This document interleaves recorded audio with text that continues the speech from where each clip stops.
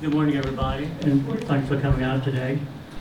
We have today with us Will Hembree, who grew up in Georgia, and he attended the University of Georgia and got a degree, a BS degree in horticulture in 2015. After graduation, Will spent a year in the United Kingdom on a Garden Club of America exchange fellowship, working and visiting at numerous gardens there. He returned to the States and began a master's program under Tom Ranney at North Carolina State University's Mountain Research Station near Asheville, studying the cytogenetics of camellias and related genera, including, and also the chromosome ploidy inducia. Will is now at Longwood Gardens in Pennsylvania in the Research and Conservation Division there, where he oversees plant trials and evaluation programs.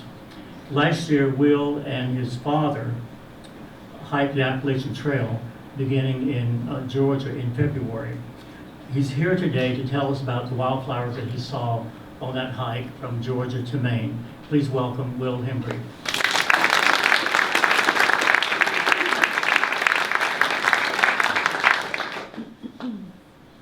Can you all hear me? I don't know. Oh, can you hear me now? Yeah. Can you still hear me? Okay. Thanks, Bobby, and thanks to the Rock Garden Society for having me. This is such an honor to be here speaking in the McSwain Center. I graduated right over there like a year and a half ago. Spent some amazing years in North Carolina, growing in horticulture, getting to teach plant ID. Some of my old students are here.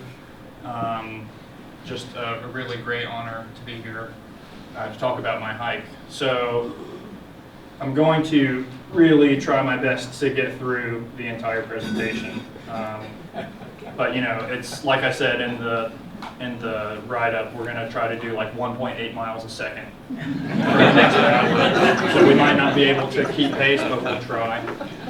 So I grew up in the Boy Scouts camping and backpacking a lot, and also my parents, who were horticulturists themselves, took me to like botanical gardens for vacations growing up. I learned about botanizing when I was in graduate school, and I realized that was, my favorite thing to do.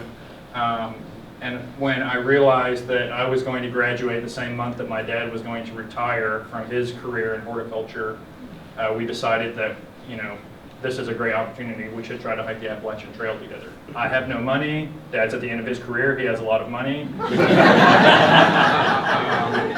And Dad was 67 years young, and I was pretty young too. So the stars really aligned for us, and it was really lucky that we got to do this. So I'll just jump right into it. But 1.7 miles a second or something. Quickly, the Appalachian Trail runs from Springer Mountain, Georgia, to Baxter's Peak on Katahdin in Maine. It's the exact length changes every year, but last year was 2,192 miles, traversing 14 states. You pass about 50,000 white blazes. About 4,000 or 5,000 hikers attempt either a northbound, southbound, or some mixture of through hike every year, and only about 20–25% are successful. So that's just a map. So here we are at the beginning, the bottom of Amicalola Falls in Georgia. My mom dropped us off, and then she got to have the entire house to herself for the next 6 months. How lucky. We started seeing plants immediately, including this vine, which I had no idea what it was. We later learned it was the climbing hydrangea vine, Decimaria barbara, and we also found this really large tulip poplar right at the base of a river. What a great place for a seed to land, right? Like it's just going to luxuriate its whole life. We started climbing up the 604 stairs to the top of Amicalola Falls, and I got this nice picture of Dad, who I think was realizing that all of our work and planning was, finally at its apex. We were on the trail. Mom had left in the car. We only had our feet to carry us to Maine. It was a really special moment, and we, continue to see plants the whole time, including the Scalax. At the top of the first climb, we were totally winded. I don't know if you can tell how sweaty we are, but trust me, we were sweaty, even though it was probably 35 degrees. We didn't see a lot of wildflowers in the first 100–200 miles because it was February 18th that we started. But we did see a couple of flowering shrubs like the American hazelnut, which has my all-time favorite flower. This female flower, which has no petals, no sepals, just stigma. It's very, very efficient. I really like this plant a lot for that.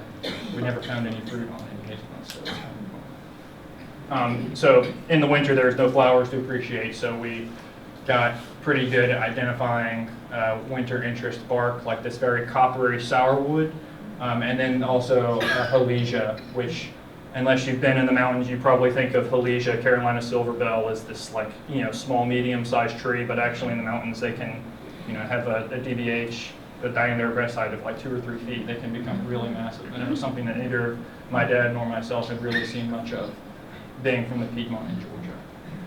At the end of our first day, we got to the top of the approach trail, which is not part of the official length of the Appalachian Trail. At Springer Mountain, this plaque marks the southern terminus of the trail, and we hiked 0.1 miles to our campsite that night. So on our first day, we did 0.1 miles out of 2,109. And it only took us like 15 hours, so we really thought we were gonna have a good time. But this was the view from Springer Mountain. So if you're a southbounder, this is where you finish your hike, and this is the view from there. For the first 5 days, we hiked from Amicalola Falls to Neal Gap, still in Georgia, and it was pretty much weather was cold and rainy the entire time. And I was sort of starting to wonder, like, man, why are we out here at all? There's no flowers, there's nothing to see. But of course, we did still see things. We went over some mountains. We had occasional breaks in the sky where the sun would peek through the clouds. We got to walk through a lot of green tunnels of rhododendron maximum and other species. We saw a lot of very interesting bark and roots grabbing onto stones like this yellow birch. So it was not very floriferous yet, but we were slowly getting there. What we did find in those first 5 days was some incredible fellowship. We met Halo. So everyone on the trail goes by trail names because we just don't want to talk about our real life, so everyone adopts a trail name. I became Peach, Dad was Gopher, and then we met Halo from Florida, and this husband and wife, Sunshine and Bluegrass from Kentucky. And these three were sort of our first main trail family, or tramley. And there was no flowers to look at, so I figured we might as well spend some time trying to get to know the people that we were eating supper with every night and camping with every night. And they were just tremendous people. We didn't get to hike with Halo a whole lot, but Sunshine and Bluegrass we would hike with sort of back and forth over the first 500 miles. I'm not here to talk about the people of the trail. That's a whole nother presentation, but I just thought I should throw that in there. So 75 miles later, we're at the border of Georgia and North Carolina. We finished our first state, marked by this ancient gnarled red oak at Bly Gap. And I was so happy to be back in North Carolina. It was just incredible, an incredible feeling. The rain continued. I had to augment my rain gear. I definitely didn't think that I would be carrying an umbrella along my entire through hike, but that proved to be the most effective rain gear of all. We continue to appreciate winter bark, the mountain sweet pepper bush, Clethra acuminata, one of my favorite plants in flower. But when you don't have flowers to appreciate, you have to appreciate other things. And in the rain on Albert Mountain, the Clethras, their bark just really shone. I think it's way better than Acer Gricium. And we're seeing a lot of rosettes of foliage, including this very almost sort of metallic viola. We're climbing up Albert Mountain, which marked the 100-mile mark, and we were walking by these seeps that were just studded with rhododendron seedlings and galax, this Hypericum rosette. There was just a lot to see, not flowers necessarily, but the diversity of foliage forms was there if you just looked close enough. And that's what Gopher is doing. He's looking close. We made it to our first town in Franklin, North Carolina, and got our first taste of the hiker hostel culture. Every hostel is very unique, but I think Gopher would probably agree with me that Gooders Grove was, unique among unique hostels. It was just the owner. His name was Zen. if that tells you anything about the feeling of the place. I'm pretty sure he was on at least 2 or 3 drugs the entire time we were there, but very, very nice guy. Really had a great stay in Franklin.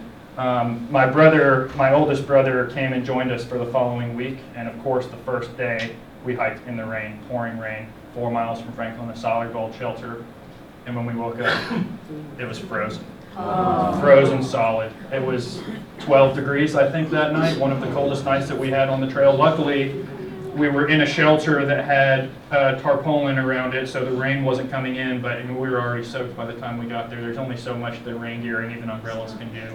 So anyways, we woke up the next morning, walked out, and it was a winter wonderland. I mean, I have so many pictures from this day, but I'm trying to keep the pace with 1.7 miles a second. There was frost coming out of every single surface of every plant, leaves, old stems, frost heaving up out of the ground. If you've ever driven along Interstate 40, above the escarpment, like west of, I guess that's up the escarpment towards Asheville, and you've seen the tops of the mountains white with ice, that's what we were walking through for 3 days. It was amazing. And very cold, but with the sun shining, it just proved to be some of the most memorable hiking of the entire trail, and made all the more memorable that we had my oldest brother with us. Just really, really stunning landscapes. Very cold, but beautiful. You know, as the sun started to melt, the ice, the snow, all the small ice crystals off all of the trees disappeared, but these really, really long, like 10-foot long icicles were persisting around. And in some places, the trail was actually a solid sheet of ice, so the trail runs right through these trees right here. And some people on the trail have decided to carry ice spikes in case of having to traverse things like this. We didn't. We just got down on our butts and slid through. We decided that was the safest way to get through.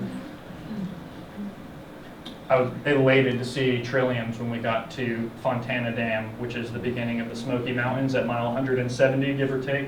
Because again, I think I had seen 1 Houstonia and 1 Cardamine in 170 miles. And I was thinking we were going to botanize the Appalachian Mountains, and we had already gone through some of the most diverse parts of the trail in the winter with no flowers. So to see these really just reinvigorated my spirit and made me realize that, yeah, we were going to see spring, it's coming.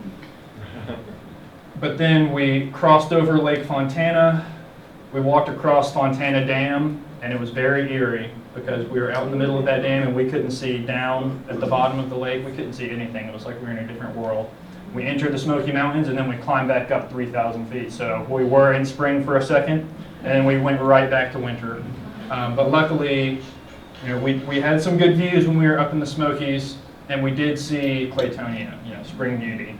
And when you see a spring beauty, you know that spring is coming. And this was just the first of 10 billion spring beauties that we saw along the trail. They sort of became the white carpet amongst which we were viewing all the other wildflowers the entire time. But to see this first one at the end of our first day in the Smokies really was a spirit lifter, just like the trail was. I probably took 100 pictures of this one flower. I was so happy. We were really lucky to be in the Smokies during NC State's spring break last spring. My girlfriend and one of my very best friends, Anna and Owen, came to spend part of their spring break with us, hiking from basically, what's that big field that you've been working in, Dad? Cades Cove, thank you. Walking from Cades Cove to Clingman's Dome, they joined us for 3 days and hiked along the trail. They were very excited to be there, but then they quickly realized that this was no walk in the park. And they're seasoned outdoorsmen too, but the trail, it's hard to get across the difficulties and the rigor while I'm just showing you pictures of wildflowers, so I figured I would throw that one in there too. Sorry.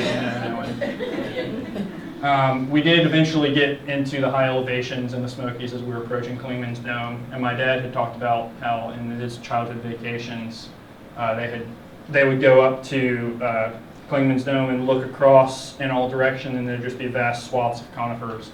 And now if you go up there, you can look around the mountains and you see vast swaths of dead trees because of various things like the hemlock woolly adelgid, and acid rain and other things that affect coniferous plants at high elevations.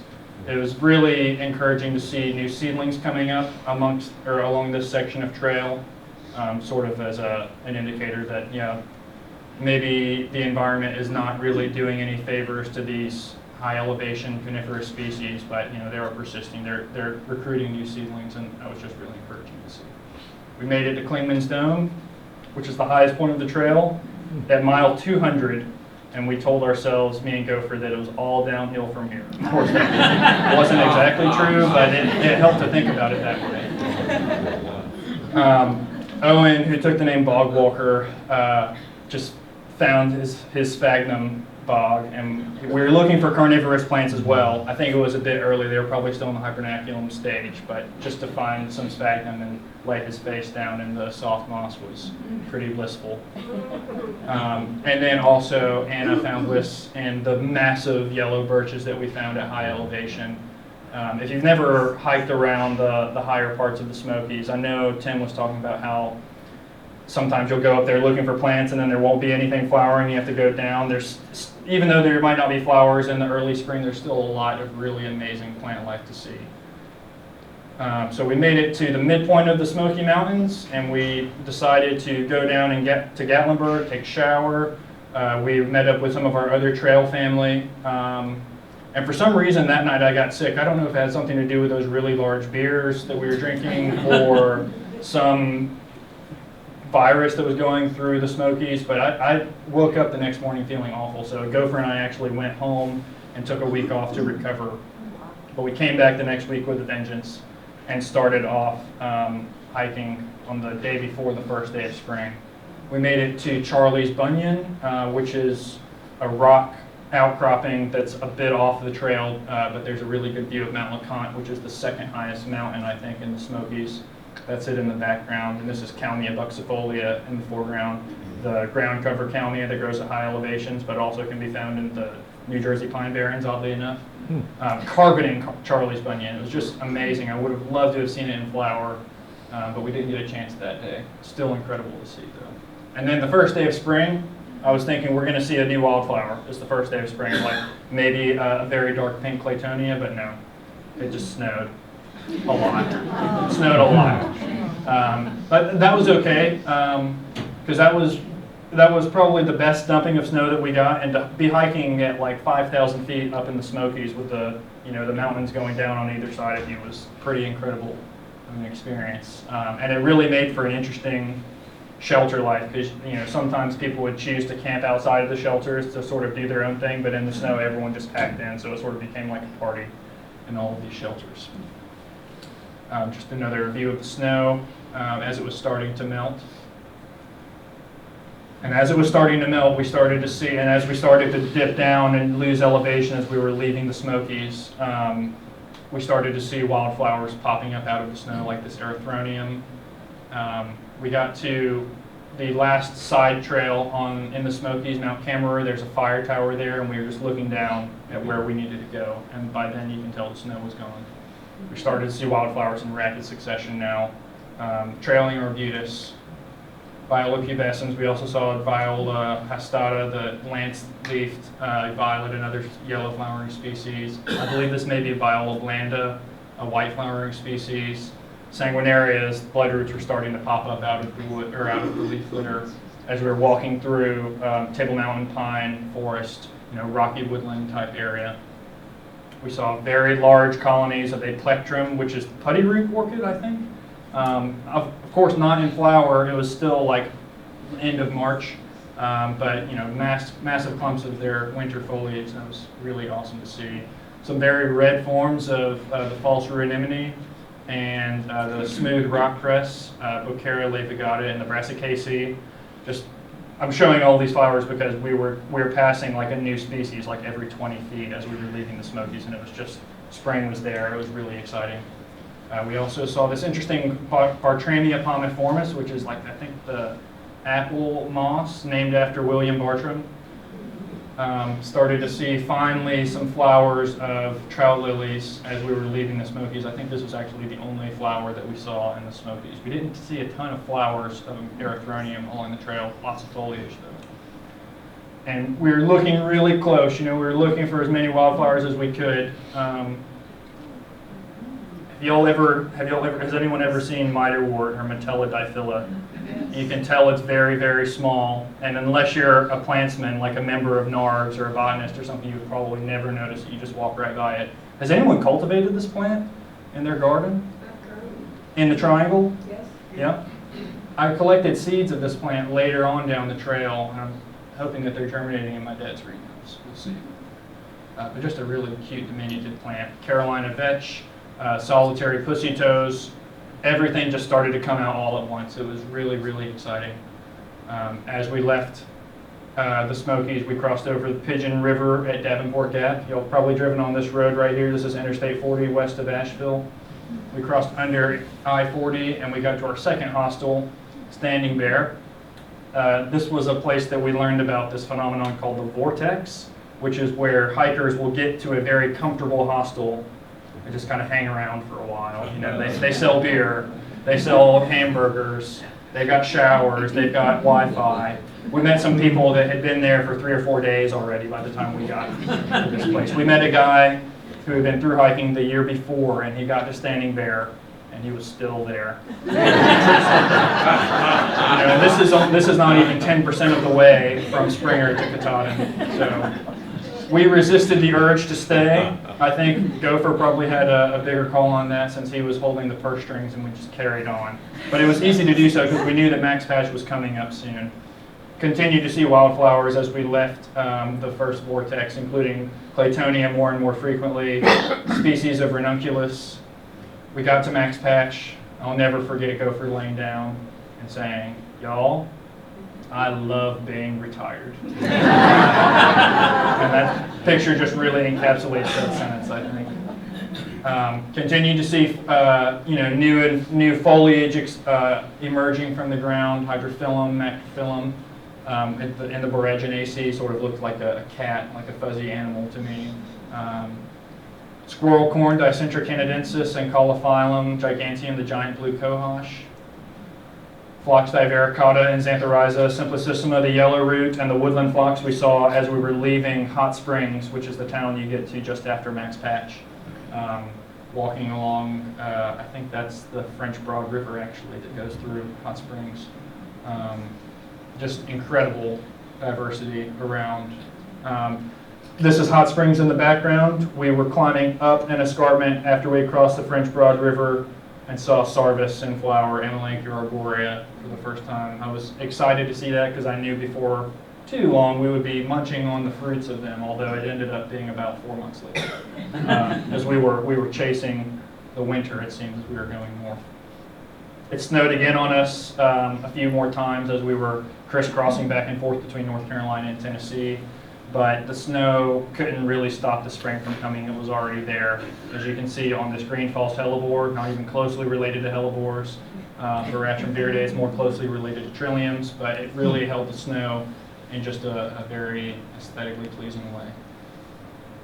A lot of balds were, the trail crossed a lot of balds in Tennessee and North Carolina before, or as it approached the Roan Highlands. This is a view of Big Bald. You can see that iciness up there we were heading towards. And then we were on top of Big Bald. That's Gopher down there heading towards the Roan Highlands, 50 miles in the distance. My first time visiting the Roan Mountain, I was an intern for Tom, and that was sort of when I realized we were walking on the Appalachian Trail, which runs right through there. That was sort of when I got the motivation to really do this as a trip. We continued to see wildflowers. This is wildflowers of the Appalachian Trail, so we have to have wildflowers. Lots of species of violets, which I understand are taxonomically ambiguous, at least in the southeast. There's a lot of questionable species, a lot of species that have morphological differences that warrant maybe splitting into new species. So I was using my weekly key to try to key out all of these violets we saw. So please take all of my identifications with a grain of salt, but I believe this was the only time we saw Viola subsinuata, which is similar to Viola palmata. We saw many cardamones, including this cut-leaf cardamone concatenata. That was one of the most common wildflowers we saw in North Carolina and Tennessee. We saw members of the gentianaceae, Albularya virginica, the pennywort, Virginia pennywort. This is pre-flowering. And Goodyear pubescens, which I had only seen one time before in Silo, North Carolina. So that was exciting to see, even just the foliage. You can see it amongst the partridge berry foliage. It just sort of blended right in, but that telltale variegation told me that I was looking at an orchid. Going into Erwin, Tennessee, we saw the endangered, threatened Carolina hemlock, both with male cones and female cones, which was exciting. There's a couple of Supercarolinianas in the garden, I think, here, but I've never seen the male cones on them. That was really exciting to see. There's even a white blaze on one of these trees. Many hexastylus, which I was never really willing to dissect flowers to get an ID because that would take a long time, and also that meant I would be the last person to be able to appreciate that flower, and I just didn't think it was worth knowing the species of a flower if I had to break it apart and render it useless. But we saw many hexastylus, many more very pink forms of trailing arbutus, Epigea repens. We got to Uncle Johnny's Nolchucky River Hostel, and I think we were thinking about walking by and going on until we saw this sign that says 40-cent Snickers bar. So we hatched a plan to walk in there and clear them out because nothing gets you up a mountain quite like a Snickers bar. Unfortunately, they had a rule limit, one per customer. Kind of a bummer, but understandable. That's probably, Snickers I think are worth their weight in gold on the Appalachian Trail. As we left Erwin, the wildflowers just continued to luxuriate. This was one that neither Gopher or I had ever seen before, Polygola or Polygoloides paucifolia, gay wings. Very common for the next 400 or 500 miles along the trail. Very diminutive, but unmistakable. Very bright, hot pink form in the leaf litter. We saw carpets of Podophyllum peltatum, not in flower, but a good sign of spring when they're coming up. We saw hepaticas in flower and fruit right next to each other, which I had never seen before. I thought that was pretty interesting. More hexastylus species. This very interesting Carex fraseriana, which is, I think, sister to the clade that has the rest of Carex in it. It's gone back and forth between the genus Carex and Cymophilus. Doesn't really look like any other Carex. I don't know, does anyone cultivate this? I've seen it in botanical gardens in the mountains. I don't know if it would really do well in Raleigh. Very interesting inflorescence with the male flowers or the male parts at the distal end of the inflorescence, and then these female flowers, a stigma sticking out right here, just very, very showy. We got to Beauty Spot and had probably our most spectacular sunset of the entire trail.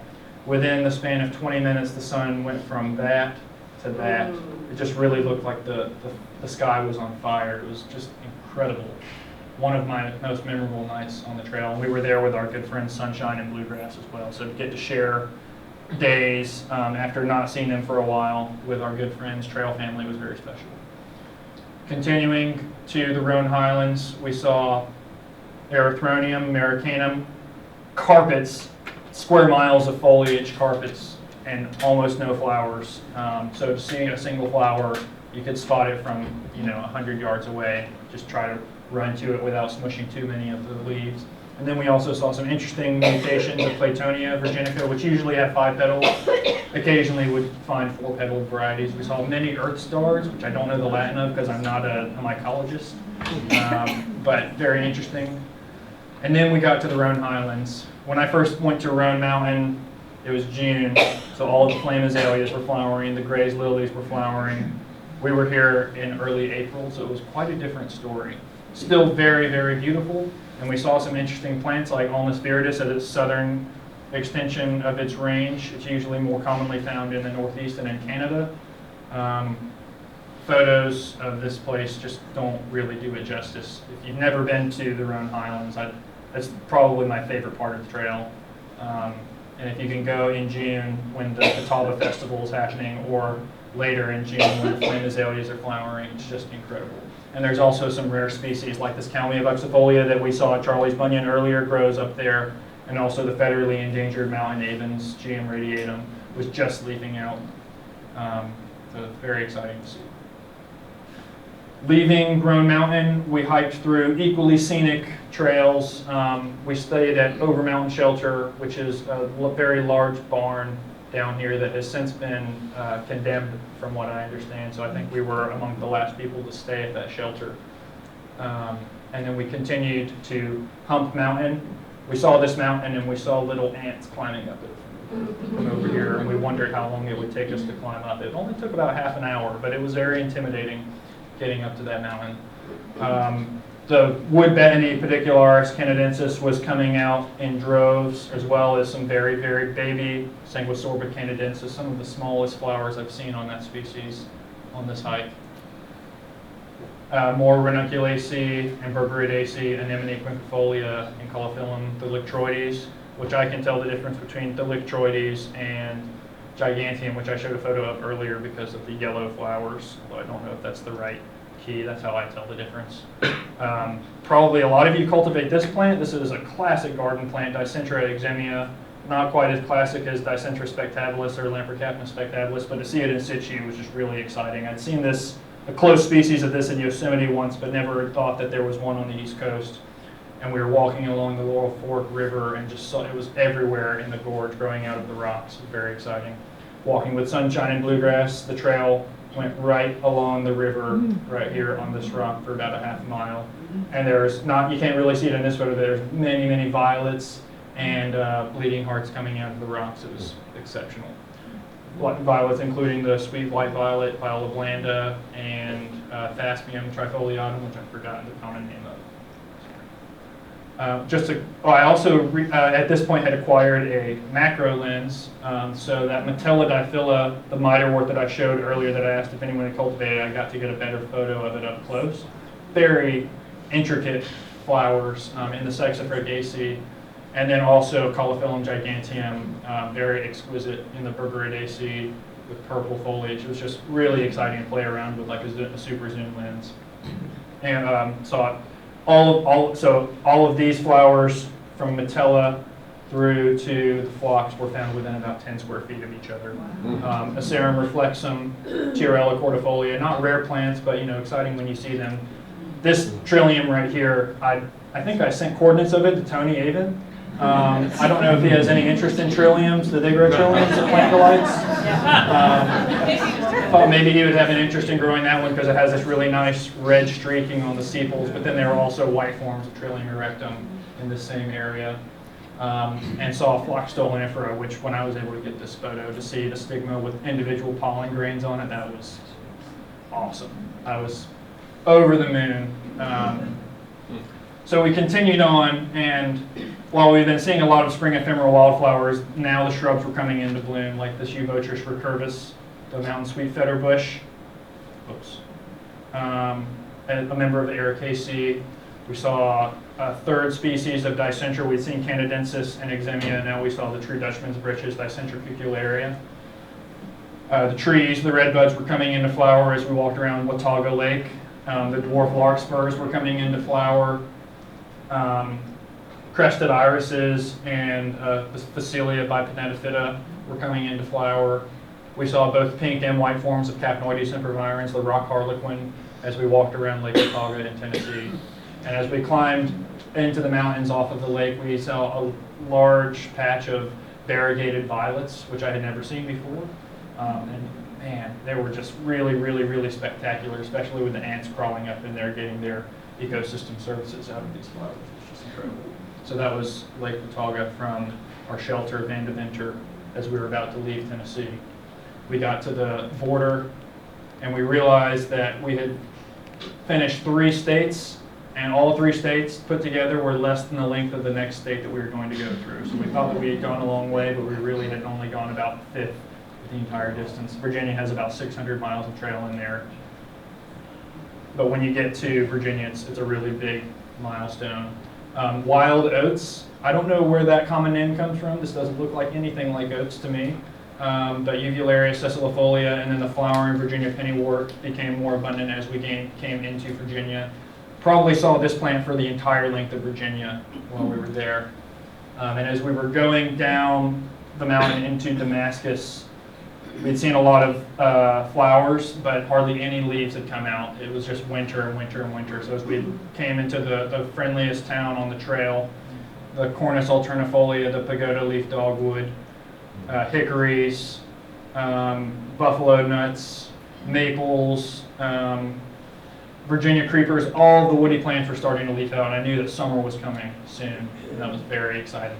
So we made it to Damascus, which is known as the friendliest town on the trail. Took a day to recover at one of those standing bear type hostels where it's maybe a vortex for some people, although we were able to escape because we knew that the Grayson Highlands were awaiting us, but not before we passed the spurred violet, which I had never heard of before, Viola rostrata. I would definitely cultivate this in my rock garden. It's just exceptionally beautiful with this long spur behind. And then we saw some, this is a slightly variegated form, but they usually had that pale lilac color. Continue to see a lot of hexastylus species. Because there were a dozen or so of these flowers, I did break one of those apart and try to key it out. I think I got to hexastylus or Asarum erifolia. I'm not really sure. Any hexastylus experts in the room care to know? Amanda? Nan? We don't recognize hexastylus. Asarum erifolia, sorry. Saw a lot of Caryophyllaceae. We had seen one Silene virginica before at Hot Springs, but they became more and more prevalent as the season warmed up. And I always like to see members of the same family growing right next to each other. The fire pink with the giant chickweed, Silene virginica, and Stellare pubera. I got asked by someone, what's that sunflower looking thing that's growing everywhere on the ground? And I was really confused because this doesn't look anything like a sunflower at all. I was walking with a lot of plant blind people, becoming the de facto plant ID person, which I was okay with, but that one just kind of threw me for a loop. Like I said, I really like to see members of the same family or members even of the same genus growing together. We saw Viola rostrata, pubescens, and blanda all growing within, a foot of each other. And then we saw our first orchid, the spring coral root, which my girlfriend was able to identify for me. Thank you, Anna. Coralariza wisteriana. I thought it was a different species, and she set me straight, like she does in so many ways. We saw Trillium sp. Maybe this is sulcatum. Tim, you showed a picture of sulcatum before. I don't know. That was just a really incredibly tiny, dark purple flower. That was unbelievable. Another flower that Anna was able to identify for me, which I thought was like a euchera or something like that. Chrysosplenium americanum, the American water mat or golden water mat. Not a really showy plant, but when you have a 10x hand lens attached to your camera, it gets a bit more interesting, right? But I don't know if many people would be interested in cultivating something like that. I'm not really sure. Claytonias just continued to luxuriate, and it was at this point that they were really getting carpet-like. You just had to stop sometimes and, take a knee to really appreciate and admire what Mother Nature was showing all around us. Some of them did, although I didn't stop so often to kneel down and smell them, but I did get a fragrance from some of them. We got to Grayson Highlands at mile 500. Have I been going for 15 minutes or later? Anyone? Does anyone know? Sure. Keep going. Okay. We got to Grayson Highlands, and we were about a quarter of the way through the trail, and we saw the ponies that these mountains are famous for. We thought that we might not see any of them, and then the morning that we woke up and hiked through, there were just dozens and dozens of them. They were almost pests. Apparently, when Sunshine and Bluegrass came through the Grayson Highlands, they were pushing the ponies away because they were trying to eat their dinner. We didn't have anything like that, but we got to see them, which was pretty exciting. Very similar to the Roan Highlands, just rugged, high elevation, rocky, bald area, really exceptional. It reminded me of Roan and Lord of the Rings. Anyone's familiar? Gopher wanted to stay a little longer, I think, but we had to keep going. Viburnum more shrubs started to flower. We saw a lot of currant species, which I was struggling to suss out taxonomically. I'm pretty sure this was Ribes cynospati, but there were many other very interesting species. The flowers, especially under a handland, were just exceptional. And then the columbine started, so we were in spring proper. This was probably the best show of columbines that we saw on the trail, growing on this mossy rock along a river. right next to Jeffersonia diphylla.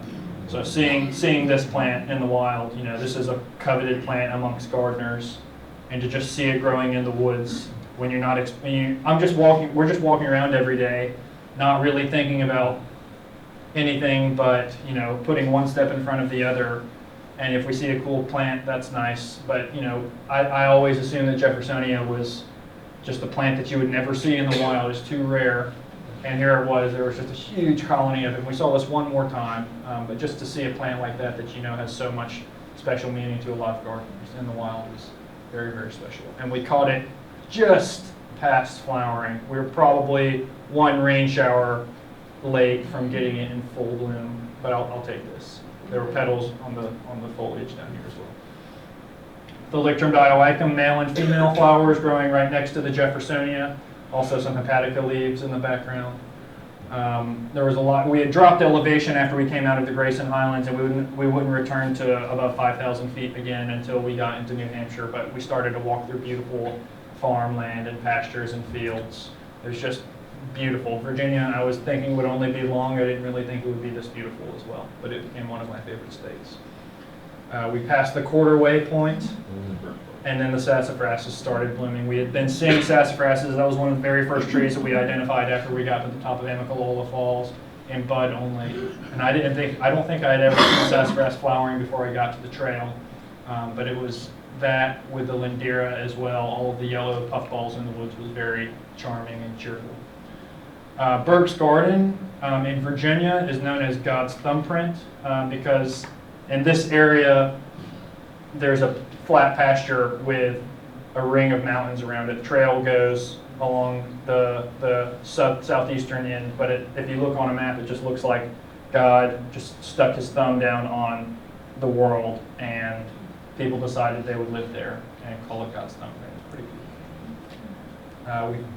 Rhododendrons started to flower, azaleas, and we were hiking with a totally different group of people. We had left behind Sunshine and Bluegrass and Halo, and we had picked up a really motley crew. This guy, he had a very bizarre trail name. I'm not going to even repeat it, it's rude. From Norfolk, Virginia. Mighty Blue from Essex, just outside of London. Pitt from Pittsburgh. There's Gopher from Atlanta. Romer from Hendersonville. Fancy Pants from San Francisco. And there's another guy up here, and then one other one. I can't remember where they were from or their names right now, but we were hiking together for a good week, and it's amazing how fast you can become like family with total strangers. And you have all these different backgrounds, but you have the trail, and this like small line of dirt and white blazes connects you, and you all have like the same pains and the same goals, and it's just amazing how quickly you become friends with complete strangers out here. Saw members of the Liliaceae and the Colchicaceae, which look very similar, Uvularia, Perfoliata, and Prosartes lanuginosa, as we were continuing on down the trail and into the spring. As we were coming down towards Parisburg, Virginia, the golden ragwort started to come into flower. It was very exciting. Also, though, we were starting to see things like Bradford pear because we were in more cultivated areas. Saw Silene caroliniana, the Carolina catchfly, I think, which looks. I was really excited because I'd never even heard of this species before, and we didn't see this very often. But when you did see it, it really caught your eye. It was not just another Claytonia or like another phlox, but something totally different. And then one of the 4 species of Aurelia that we saw on the trail, Aurelia nudicaulis, the wild sarsaparilla, was just starting to come into flower as we were coming towards Parisburg. This is Pitt and Romer, who we hiked with for quite a ways, a few hundred miles, at an overlook near Parisburg, Angels Rest, Virginia. What a great place to have dinner, right? What I'm not telling you, I guess I'll tell you, is there's a huge radio tower like 10 feet behind where I was taking this photo. So there's great service there. We came down into Parisburg, and this was one of my favorite days of the entire trail because, if you ever walk through a moist cove and all the trilliums are coming out and all the cohosh is coming out and there's orchids and May-apples and Jack in the Pulpit, you just feel alive, like all the life of the earth just like seeps into your soul. And that's what I felt like on this day, seeing cinnamon ferns, Jack in the Pulpit, giant leaf bellwort, Trillium grandiflorum, more and more carpets of Mayapple going all the way up this hill. This was a 3,000-foot descent into Pearisburg of pure bliss.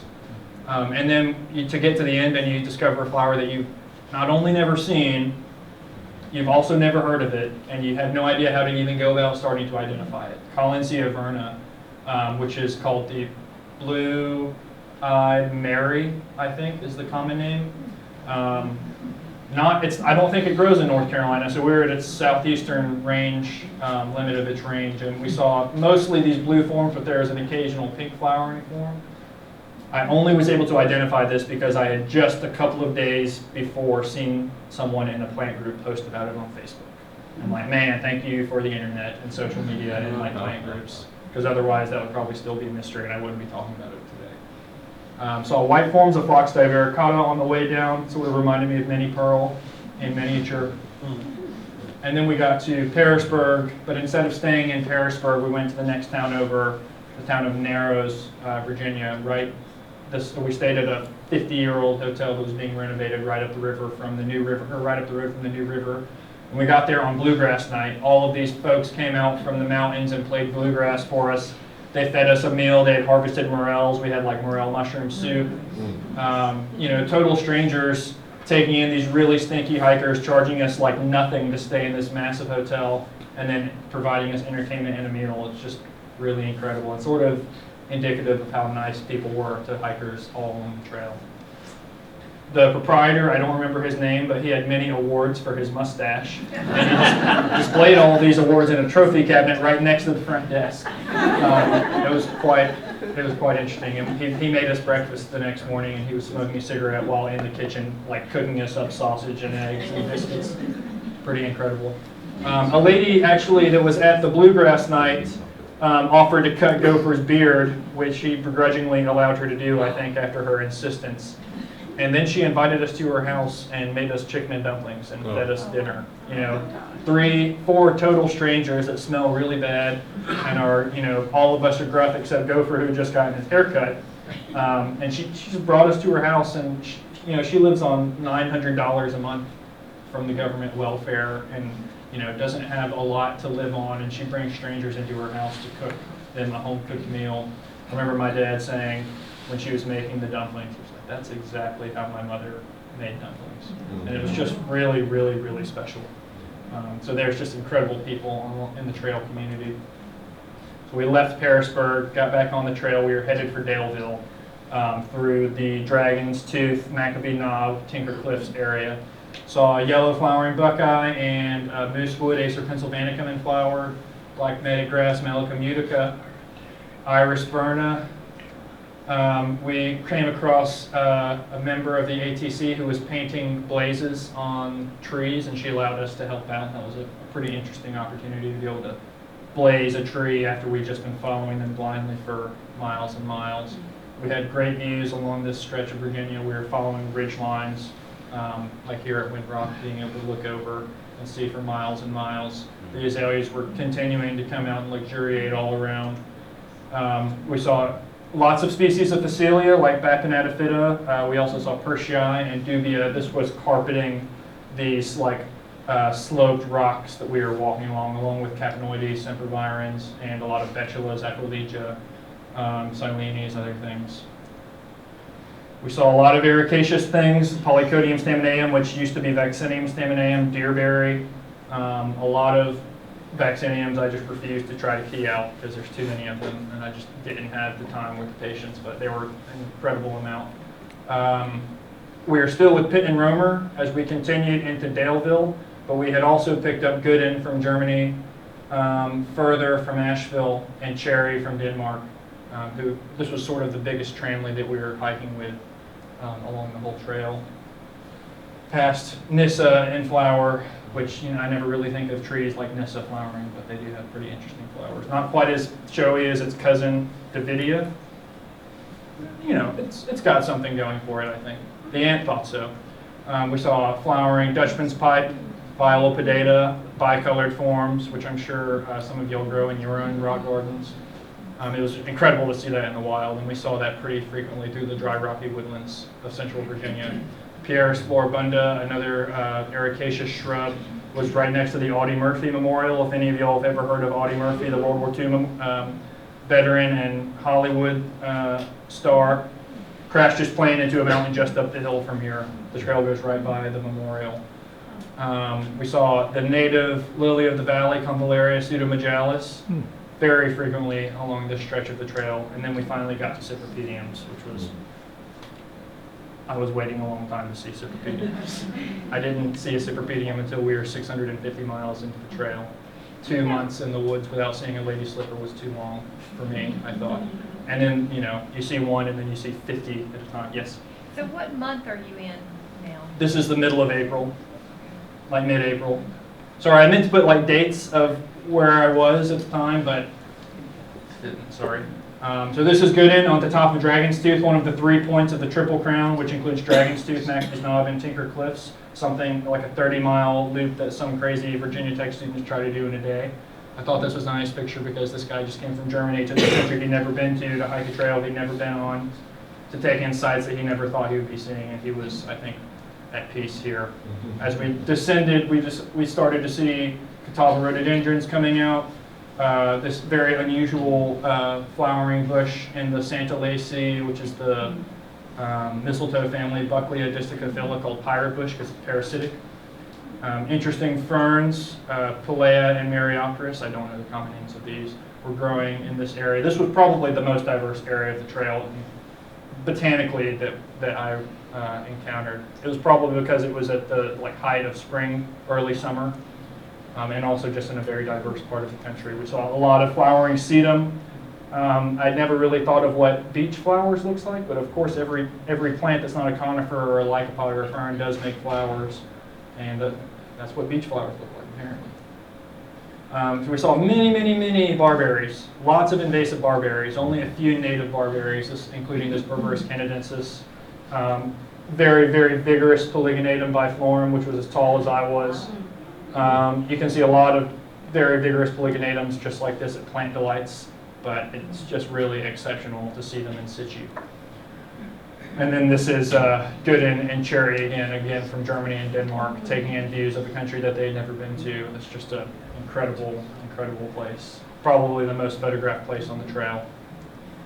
And to have weather like this at one of the most scenic parts of the entire trail was very lucky. I know lots of people will get to McAfee's Knob even for a day hike and the weather will just be awful and they won't get any kind of view at all. So to have views for 100 miles or more was very lucky. As we continued from McAfee's Knob towards Tinker Cliffs, we passed the first perennial that I learned in Armitage's perennials ID class at Georgia, Phlox subulata. That was very exciting to see, a plant that I only knew from cultivation in the wild. And they were very pale compared to the creeping phlox that I usually see in cultivation. These were interesting plants. I found 4 petals, so I knew they were in the Brassicaceae, but I had no idea what the species were. Luckily, I had a lot of help on social media of native plants people that were helping me identify plants that I didn't know along the way. Just found this to be Drava ramosissima, one of the only species of Drava that's native to the southeast. And then Tinker Cliffs, which this view here was my title slide because I consider it to be the single best view that we had along the entire hike. And Gopher's just taking it in right there. I think you would agree that it was definitely one of the better ones. The weather was just unbelievable.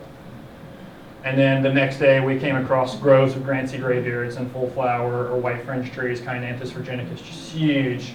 People would die to have these specimens in their yard, but just to see them in the woods, miles and miles from any road was really exceptional. So interesting Commandra umbellata, another plant in the Santa Lacy with that Bucklea, but just different habit, a herb, not a shrub. We saw wild comfrey, ornodoglossum or Cynoglossum virginianum, right next to squaw root, bearcorn, in the Oregon KC. We had to go to the best restaurant along the trail as voted on by hikers, Homeplace. If anyone has ever been to the Daniel Boone Inn in Boone, sort of a home-style restaurant, it's pretty much the same thing, except it's a little better because I've been to the Daniel Boone, and it's great. Maybe I was just hungrier when I came here, I don't really know.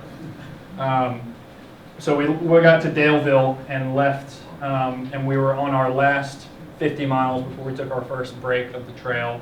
but we saw flowering pawpaws, flowering liriodendron in the field, shale-bearing ragwort, Packer antenarifolia. We knew we were getting into more calcareous soils because we were seeing things like this, and interesting species of carex.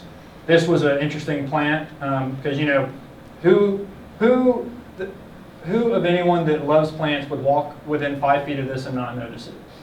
Especially when you're like noticing little things like, you know, Metellodiphylla. I did not see this plant, and it was 2 feet away from the trail. And I got to the campsite, and Romer, our friend from Hendersonville, showed me a picture. He was like, "Hey, Peach, did you see this yellow lady slipper on the trail back there?" No. I think it was probably something else, Romer. It probably wasn't a yellow lady slipper. I would have seen a yellow lady slipper. And then he pulled out a picture, and he was like, "No, this is what I saw. I think that," and he's from Hendersonville, you know, he knows what a lady slipper is. And I was very, very frustrated, but we had gotten to camp at like 4 o'clock that day, and it was 3 miles back. And I was like, man, we've just hiked 15 miles. Do I want to run back 3 miles to take a picture of a plant that I might be able to find, and then have to run 3 more miles back to camp? And I thought about it for all of 30 seconds and then dropped my pack and took off. I got there just in time to take some pictures before the sky like fell out and it just started pouring down rain, and I was running back to camp with just the biggest smile on my face because I'd seen yellow lady slippers finally. I was just over the moon. It was an exceptional, exceptional find. And then, of course, like the next day, we saw them by the hundreds. But, you know, continue to see flowering rhododendrons, ericaceous things, kalmias, vacciniums. But it was exceptional. It was really, really fun to go through tunnels of Catawba rhododendrons and to see many species of rhododendron growing together. Paraclimenoides or canescens with Catawbiense, with pilosum, which used to be Menziessia manybush, all growing right together. We've started to come across Comptonia peregrina, which is extremely rare in Georgia, but not so rare in North Carolina, and very common actually in the mountains of Virginia. A weird relative of Myrica cerifera and the Myricacea, the wax myrtle. This was a very cool picture. Thought this was a toy snake. It's not a toy snake, so I thought, oh, it's just a snake that crawled up there, got stuck and died. But no, I poked it with my trekking pole, and that snake recoiled. That snake chose this tree on the Appalachian Trail under a blaze to shed its skin. It was shedding its skin in this hole right here. And what a day for us to walk by and take that photo, right? Probably like one in a million photo. That was pretty fun. Crossed a river that had some really steep rocky slopes going down, and it had a lot of penstemon growing out on it. It's kind of hairy getting out there to take this photo. Penstemon canescens. And this was, like I was saying, that hike down into Pearisburg, where all of the life of the earth was seeping into my bones. I got the same feeling this day when I woke up. And just outside of our shelter, there was cucumber root in flower, fairy wands in flower, and then we started to see magnolia petals. I may have altered this photo a little bit by sprinkling some petals that were over here and over here onto the trail. But of course, you're not going to see a magnolia flower because they're, you know, 50 feet up in the tree. But saw magnolia cuminata variety, subcordata, the yellow flowered cucumber tree, Dalliaris spectabilis, the showy orchis, which Tim showed a photo of, I think, in his slides. More Cypripedium pubescens, or parviflorum variety pubescens. And then this Uvularia grandiflora, which was probably the most exceptional, like horticulturally interesting plant that we saw along the trail. Variegated. I mean, it just looked like it needed to be in a container at Lowe's, or maybe Plant Delights, I don't know. So it was just really, really, really exceptional. Maybe someone will go back and poke that out of the ground one day. Who knows? So we continued on the trail. We saw flowering wood betony, pedicularis canadensis, and flowering Myanthemum canadense, which is about this tall, but very, very charming, very beautiful.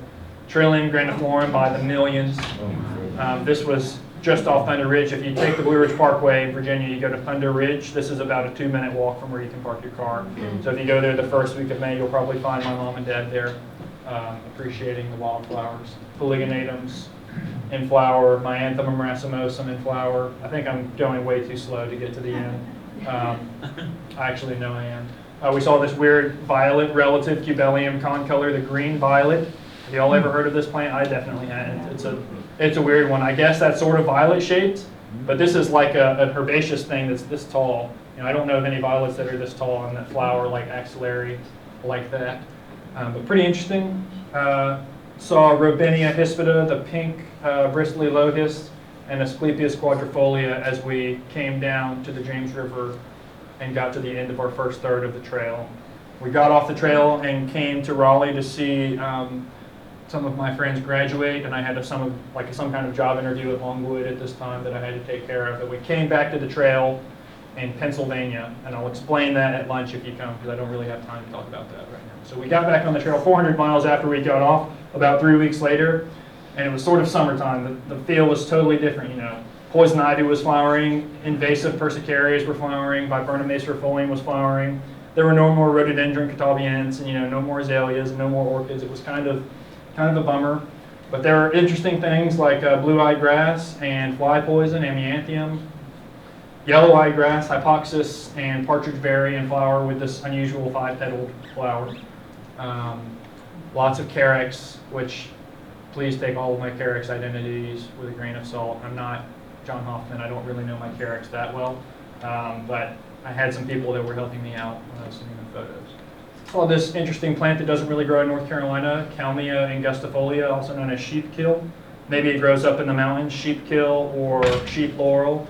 It's more of a it's not herbaceous, but it's only about this tall, and instead of like a branching shrub, it's just like one stem, and it'll have flowers all around it, sort of whorled like that. It's pretty interesting. You can see this flowering at the North Carolina Botanical Garden, probably in April or May.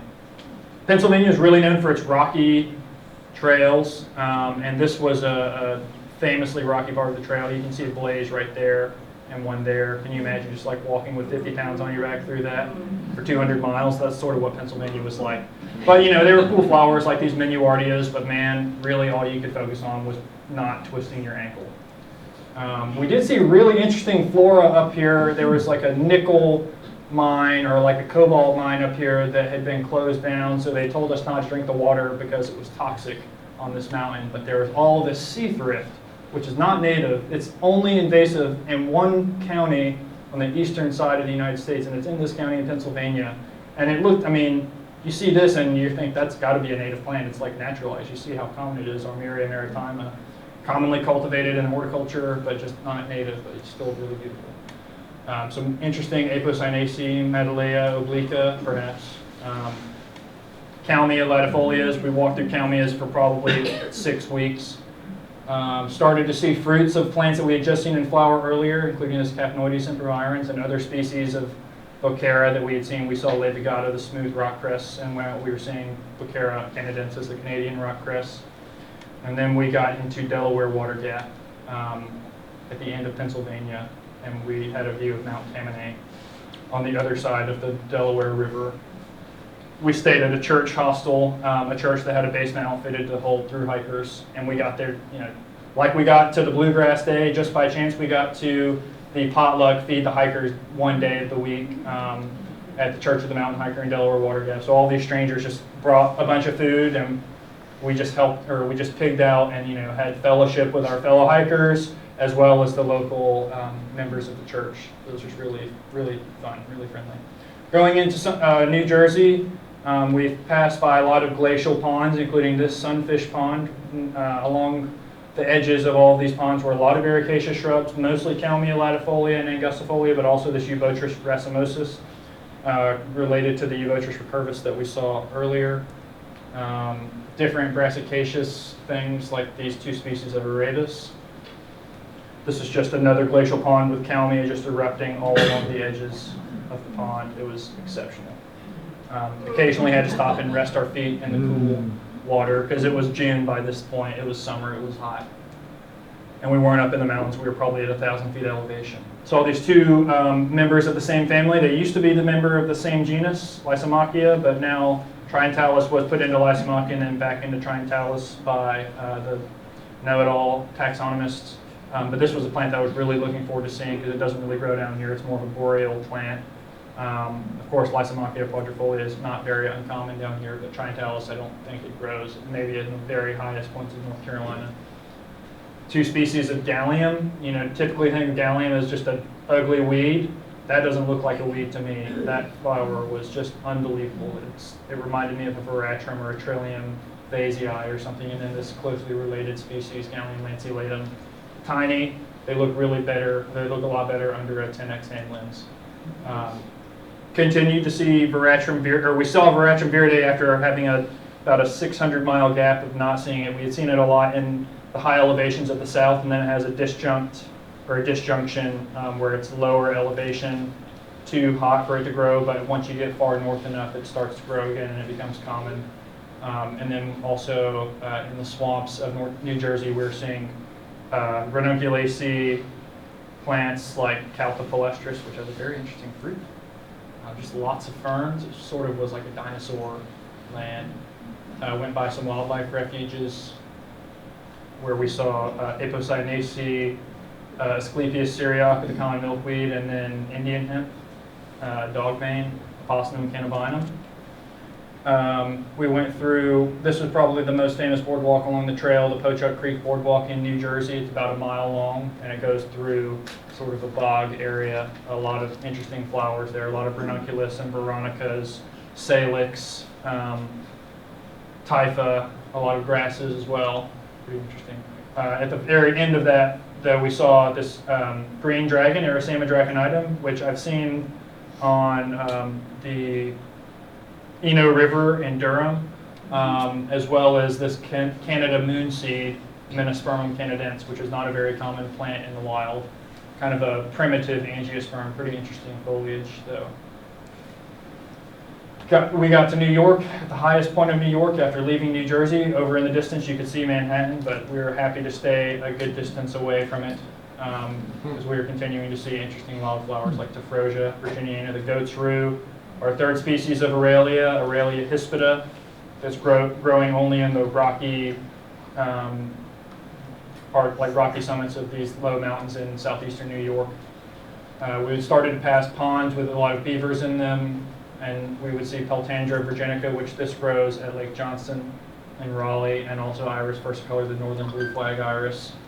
I saw my first beavers ever in New York. That was pretty fun. I was walking down the hill off the trail to take a picture of these nymphea, and I heard a big splash, and then I saw 4 beavers slowly swimming under the water, and then they surfaced over here, and they were waiting for me to leave, so I left them alone and carried on with my hike.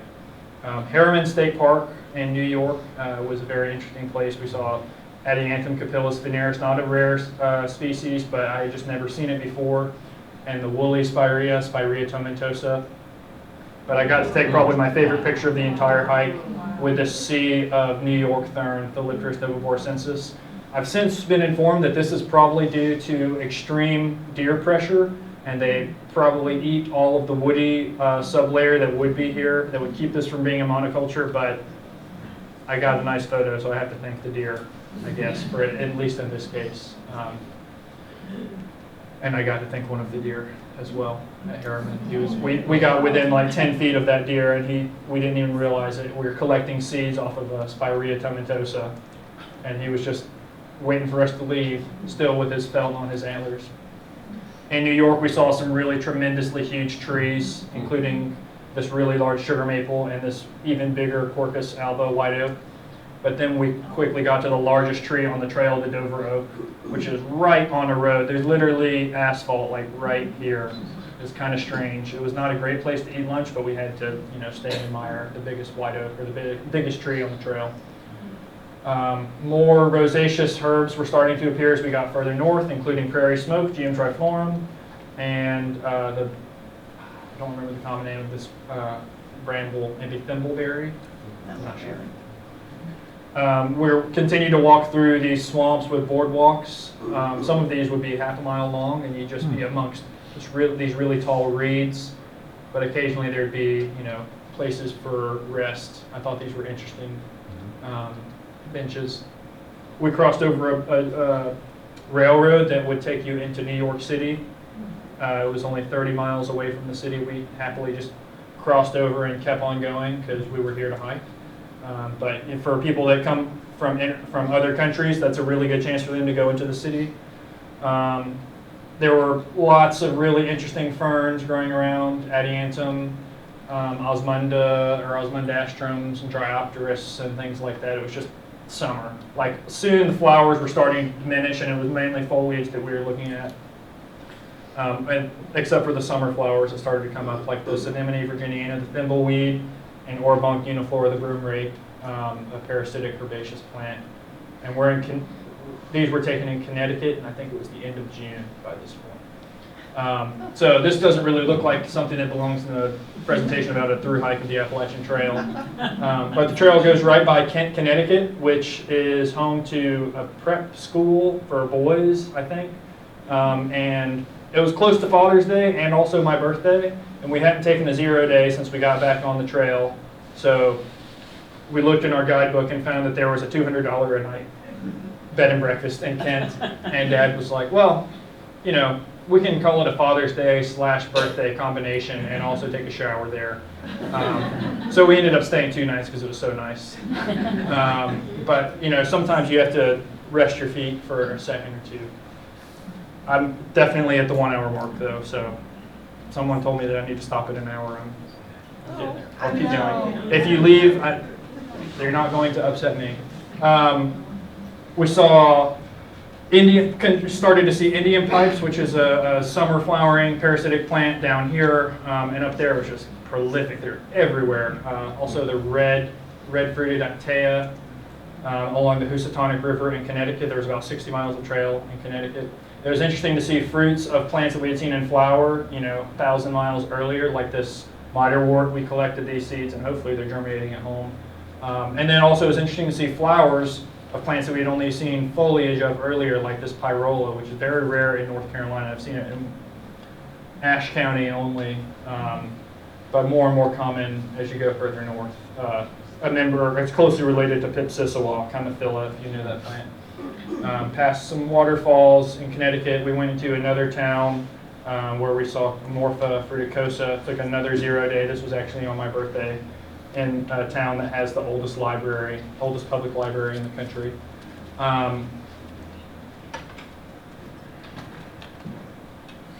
So then we got to Bear Mountain. We were leaving Connecticut, entering Massachusetts. This whole time, ever since we got back on the trail in Pennsylvania, we had been at low elevation, but we started to get at higher elevation once we got into the Berkshires in Massachusetts, where we saw more boreal species like Canadian dogwood, Cornus canadensis, or the bunchberry, and also Oxalis montana, which you can find growing in the mountains of western North Carolina. Just up here, there was a sign that said something about there are rare plants on the trail in Massachusetts. Please stick to the trail. That was really exciting to see for 2 plantsmen. Although we didn't see any rare plants that we knew of along the whole trail in Massachusetts, so that didn't keep us from looking. Heading up from that trail to start our 100 miles of Massachusetts, we climbed the cliffs of Mount Race and had exceptional views of Massachusetts and Connecticut over to our right. And up on the top of the mountain, there were a lot of pine trees that were no taller than your knee. It was pretty interesting. It was very rocky, but also very wet up there. There were just pools of mud. There would be like baby birches, oaks, pines, firs growing up, and then also the occasional kalmia, which I think Gopher is pointing to right there. It became very buggy all of a sudden once we got into Massachusetts, so we had to go into town at our first chance and buy mosquito nets. We knew that was coming, but you know, we walked through a place that we later heard referred to as Mosquito Lagoon, and got 50 bug bites within 50 steps, I think. So we just had to buy some bug nets, and then we started having fires more frequently, even though it was warm. We just needed to scare the bugs away. We started passing glacial ponds, like we had been doing in New Jersey with a lot of mountain laurel around. The water was very clear. They made for really good lunch spots and also shelter spots. One of the best shelters on the trail at Upper Goose Pond was a big converted barn made especially for thru hikers. And along the shores of this pond, more of the northern blue flag grew. I didn't label that plant. Iris versicolor. I was looking for Arethusa bulbosa, which is the dragon's mouth orchid. It flowers in the northeast in May and June. It was middle of June. I thought probably I missed it, but that didn't keep me from tromping out in this sphagnum bog right here. That was a trick that my friend Owen taught me. If you just walk out in a bog, you're probably going to find some cool things, and I did find some cool things. Drosera rotundifolia, and many, many other plants that I had no idea what they were. Started to see this curious little herbaceous thing, Coptis trifoliata. I'd never heard of it, never seen it, but it was carpeting the ground all of a sudden once we got into central Massachusetts and these coniferous forests where within 5 feet you would have Tsuga, Pinus, Abies, and Picea all growing together. The Piceas were planted as like a timber crop, but they were seeding in, so it was very interesting to have like 4 genera of the same family growing within a few feet of each other, especially that they were trees. Another great sea of ferns this time, the Hastened fern greeted us as we got to the end of Massachusetts and we're looking at Mount Greylock, the tallest mountain in Massachusetts.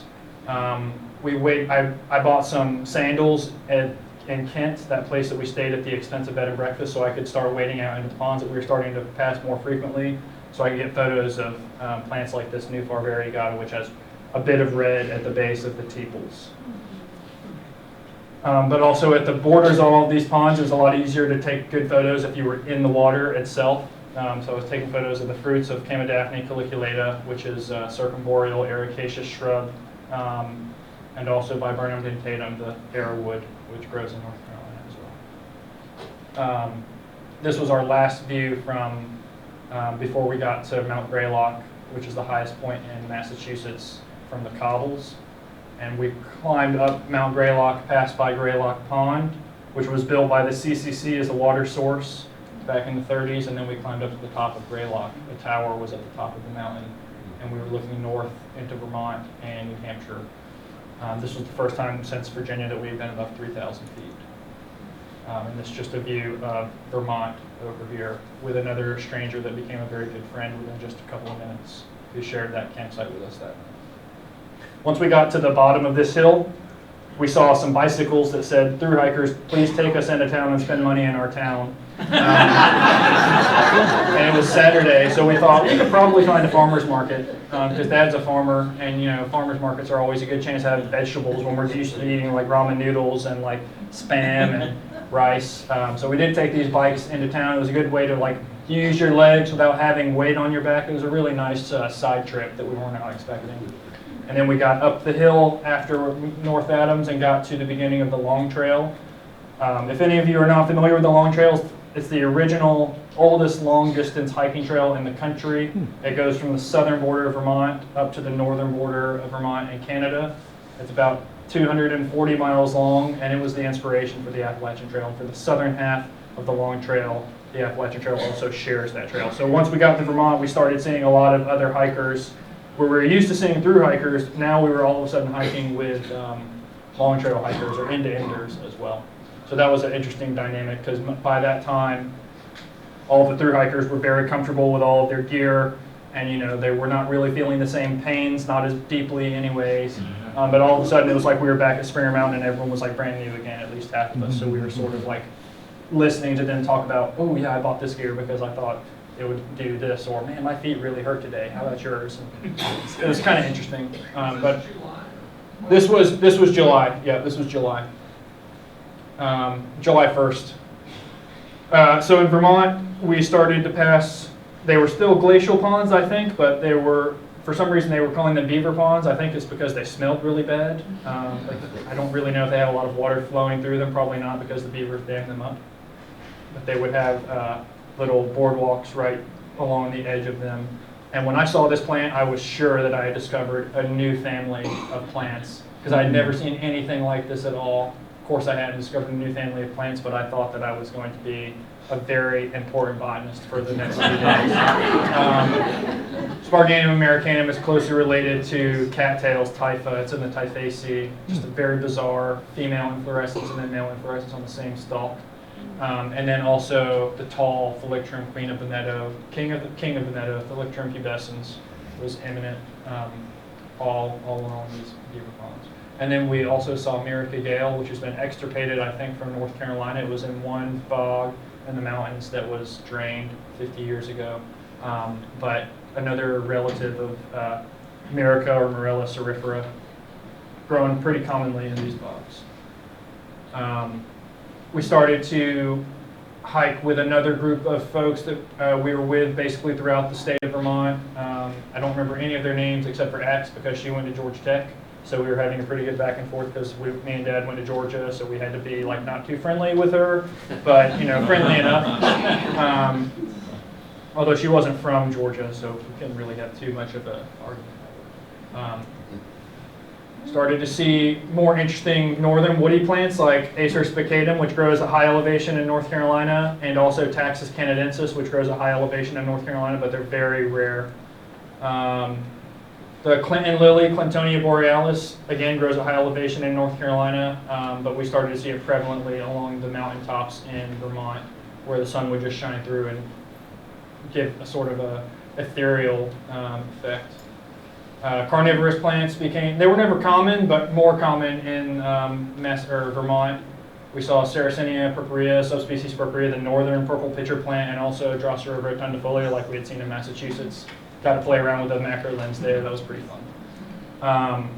And then we were going over mountains a lot more frequently than we had been for the previous few hundred miles. This was a view from Stratton Mountain looking towards New Hampshire. And this is the mountain where Benton Mackay had the idea and inspiration for connecting all of the mountains of the Appalachian Range. He's sort of known as the father of the Appalachian Trail. Went up some ski slopes, which I think look way nicer in June than they do in December. And that maybe that has something to do with me not being very good at skiing. I don't know, but just a tremendous amount of wildflowers on these slopes. Probably a lot of invasive species, but still really beautiful. This was the first plant that I realized that I couldn't use my weekly flora key to key out everything that I was coming across anymore, because this plant is not found in the mid-Atlantic or southeast states. Platanthera dilatata. It's like this tall. I'd never seen a platanthera that was as tall as I was. I was just floored, and there's spike there. There's maybe 10 in this spot here. This is Gopher listening for loons, because we don't really have loons down in North Carolina, but everyone's probably heard of them and knows about how eerie their call can be, and that they they live on these lakes in the Northeast. We didn't hear one until we got to Maine, actually, but that didn't stop us from looking pensively out at the ponds and listening to them. Very rocky, just like in Pennsylvania. It was rocky in Vermont. It continued to be rocky throughout the rest of the trail. Just to give you a sense of the trail that we were walking on at points. But luckily there were some refreshments along the trail sometimes, like this small little ground cover blackberry. We did meet one long trail hiker whose name I had totally forgotten. She was a school teacher that was doing botanical illustrations in camp one night, and I think that's why I remember her. Because she showed me these drawings of plants and said, "Do you know what they're called?" And I was like, "Yeah, that's very recognizable. It's the Clinton lily or the sheep laurel or Pilosella, the fox and cubs, an invasive plant that's still beautiful." It was the same thing I've been talking about, how it's just very easy to connect with people out there enjoying nature. It's very easy to become friends with complete strangers. We went up Mount Killington, the tallest mountain in Vermont, and found ramps in flower and fairy bells in fruit. Aves balsamia, the balsam firs, in fruit. And then we had our first view of Mount Washington from Killington. As we descended off Killington, we'd been going north with the long trail. We turned east to go towards Maine. Saw Enchantress nightshade, Cercaea canadensis, which is a weird solanaceous herbaceous plant, and Apostum androcynifolium. Lilium canadense, which was very exciting because we only saw this in this one place, but it was just in full flower for us. It's just as good as Lilium grayi to me. I mean, it's a little less rare, obviously, but equally as showy. Potamogeton species, pondweed. Sometimes we'd be going through points of the trail where there were no new wildflowers, so I was really stretching to find something new to take a picture of, like this ugly little pondweed in the water, but still botanically interesting. Saw some new orchids, Platanthera clavellata, which we saw later in Maine as well, and more species of pyrola as we're getting closer to the border of New Hampshire.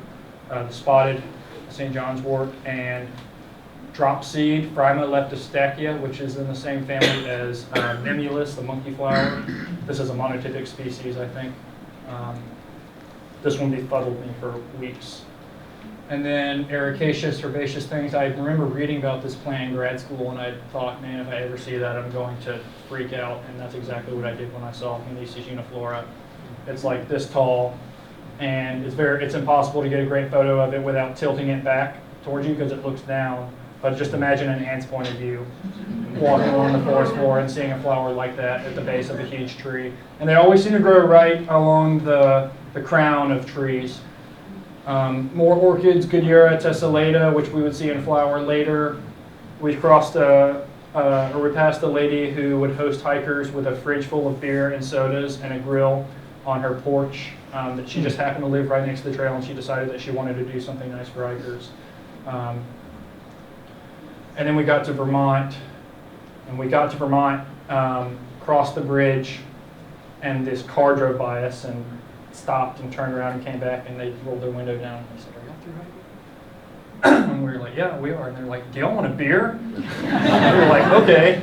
And they had their kids in the car, and they parked and like got out, opened their trunk, and they had just gone to the grocery store and gave us like cold local microbrew beer, and we were just continuing to really enjoy the hospitality of the trail.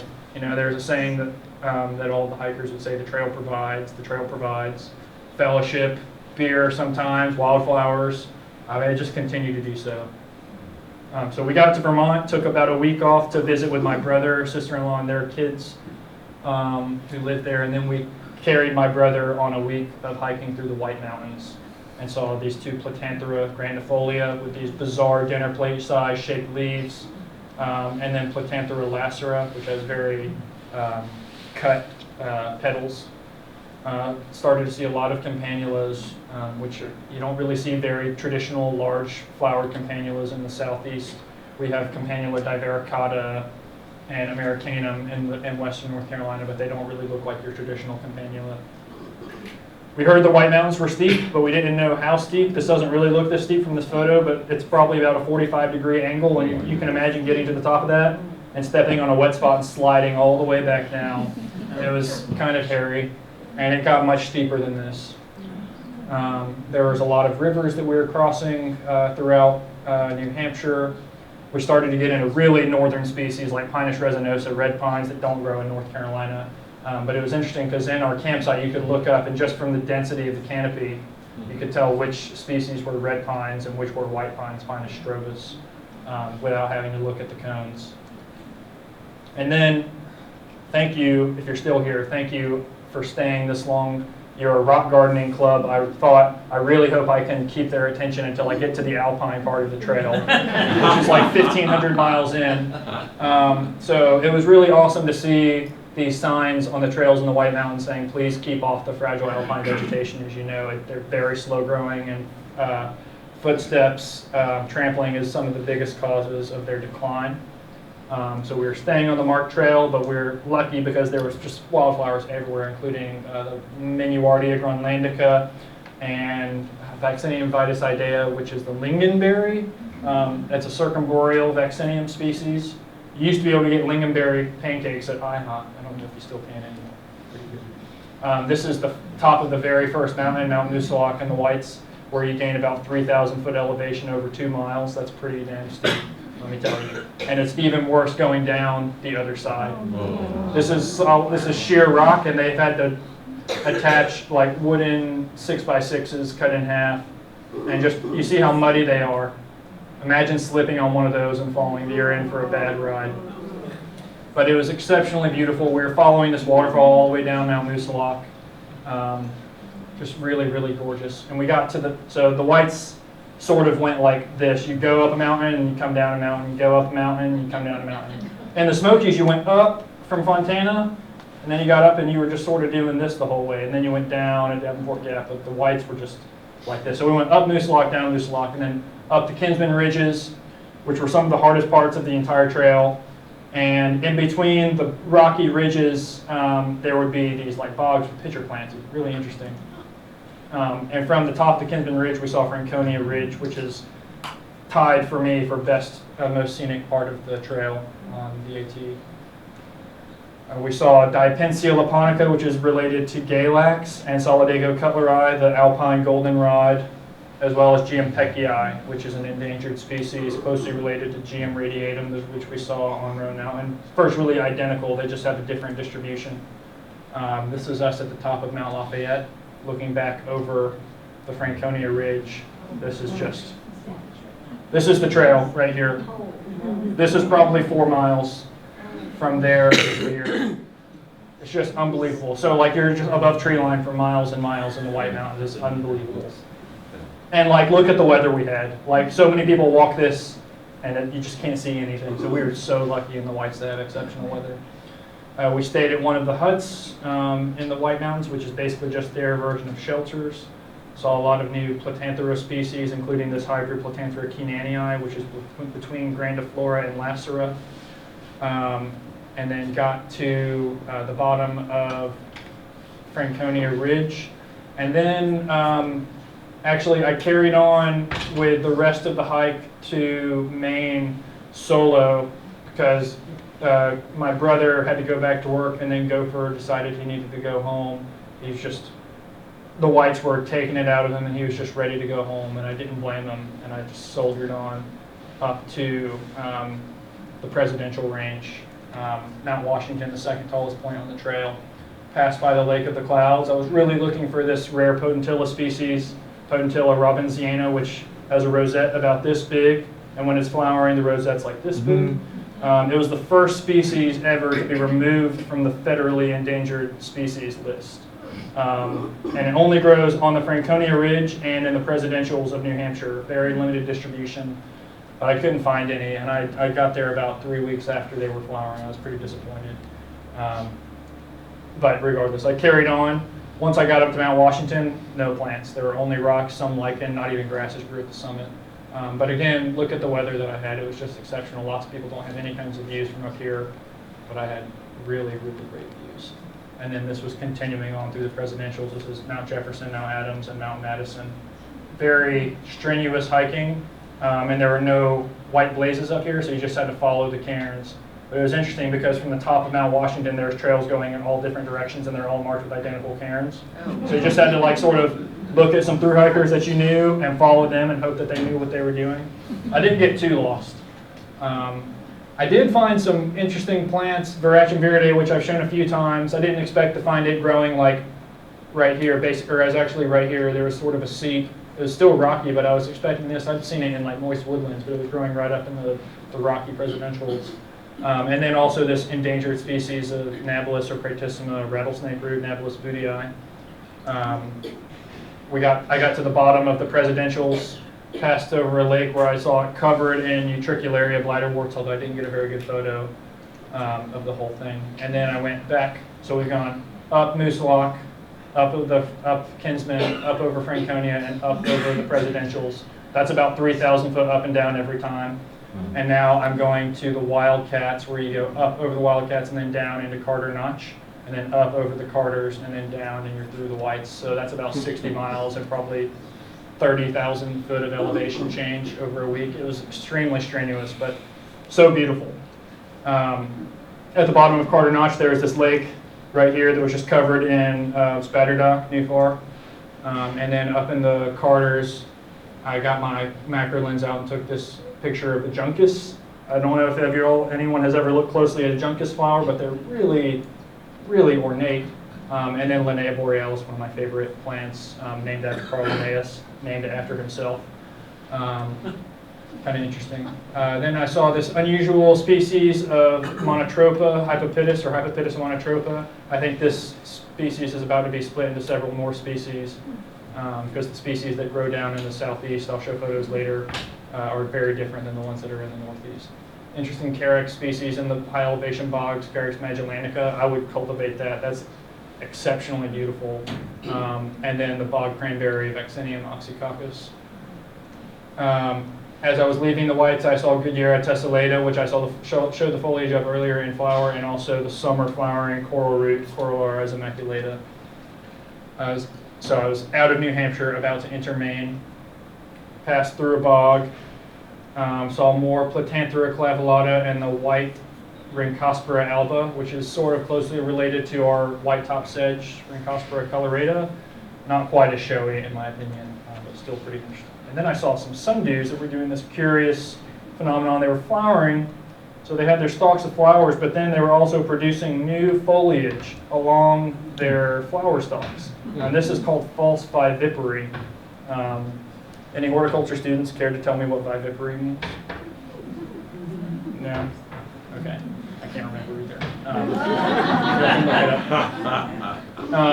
I got to the last shelter in New Hampshire, and I thought about staying here because of the name Gentian Pond, but I went down to the pond, I saw no gentians, I carried on.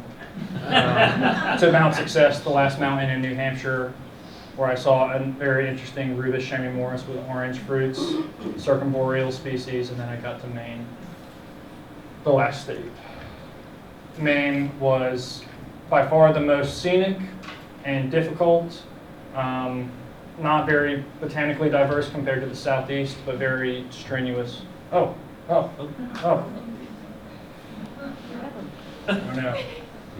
That's probably like the, you've been going way too long, you need to stop your presentation right now. Nope, a little bit farther back. You're almost a little bit farther back. So, Yeah, I'm just trying to find the, there we go. that'll work.